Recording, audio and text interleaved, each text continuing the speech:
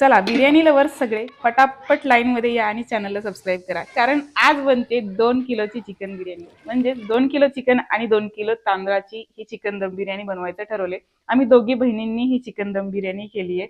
खूप मस्त चवीची ही चिकन दम बिर्याणी झाली होती. आणि ना त्या बिर्याणीचा सुगंध एवढा भारी सुटला होता की आमच्या शेजारी आहे ना गुजराती भाभी राहतात, तर त्यांनी घरात येऊन म्हटलं की तुम्ही काय करतात, एवढा सुगंध छान सुटलाय.